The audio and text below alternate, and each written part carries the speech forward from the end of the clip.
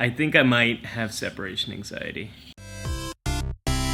Last year, I made a video about becoming a parent and the anxiety I had about that and that decision. I want to make a follow-up since it's been a year and let you know where we've been. The past year has been full. Yeah, sweetie. The past year has been full of lots of awesome moments of discovery. There's so many more things that my daughter could do now, like walk, and seeing her walk for the first time was pretty amazing. She loves books. There's so many things that she's learned how to do, and I love all those moments. But what has been really hard for me is how much my experience of anxiety has changed, specifically how much I worry. Like right now, like where is she going, what's she doing? 1, 3, red square. You sat on the chair. Come on, let's read a story. Big stretch. When people talk about separation anxiety, they often focus on the child side. Like, it's hard for kids to separate from their caregivers. It's hard for them to be away from them. They start to worry about what's happening to their parent. If everything's gonna be okay, they wanna check in. They can't do sleepovers. Yeah, it's a tribble. You got the tribble, sweetie. They have a hard time with sleepovers, with going to camp, with anything that's overnight and away, stuff like that, or starting school. But what no one talks about is the parent side of separation anxiety. It's something I've learned so much about this year. Like, it's not so much that it's hard for me to be away from her, as much it is that when I think of something new, of going someplace that you got a lion, sweetie. Yeah, and you got Yaya. Yaya's her octopus. I don't know why she calls it Yaya. When we think about, okay, let's just walk around the camera, but not mess it up. Okay.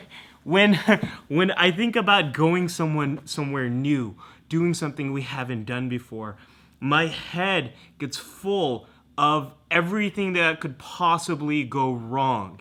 And I get this gut urge to not go there. Like just a few weeks ago, we were going to a holiday party that my friend was throwing, and we hadn't done that trip before. We hadn't been in her home with my daughter before, and I started to think, like, how are we gonna get there? We're gonna have to use this new car seat because she's outgrown the old car seat. What if something goes bad? Now she's pointing to the screen and saying, Dada's there. Yeah, sweetie, hi. Dada's making a video. I was thinking, like, we're going to be at her home. There's going to be, like, a glass coffee table. What if she runs into that? And then she gets hurt and something bad happens. You got the dribble! And I immediately had this urge to not go. And that's what happens to me all the time now. Anything we're doing for the first time, I don't want to do it. The other thing, sweetie, you want to come here? Do you want to come here, sweetie? No? You want to sit on your spot? You can sit on your spot. Can Dada come with you and sit on your spot?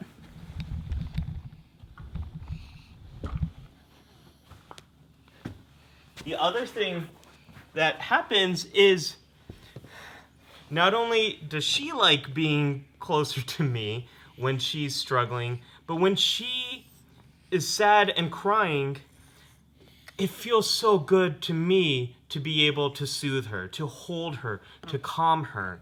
And that's the other part of separation anxiety people don't talk about, is how good it feels to comfort your child, and how much better that is than the anxiety of letting them go and do something where there's uncertainty and danger. And uncertainty is just what fuels anxiety. And I've been feeling so much of that this past year as we do so many new things.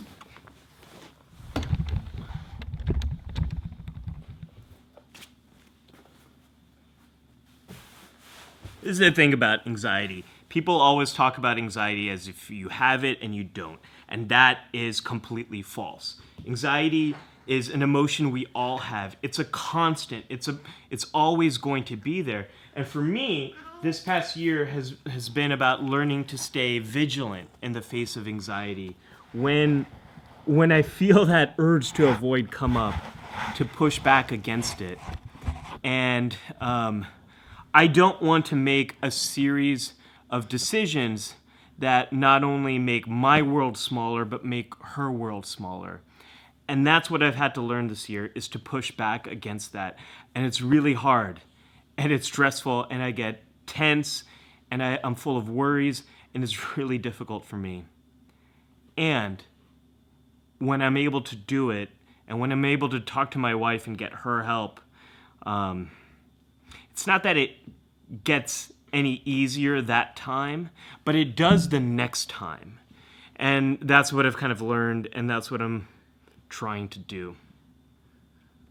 Have you ever experienced separation anxiety with your children, with your pets, with a friend, with your parents?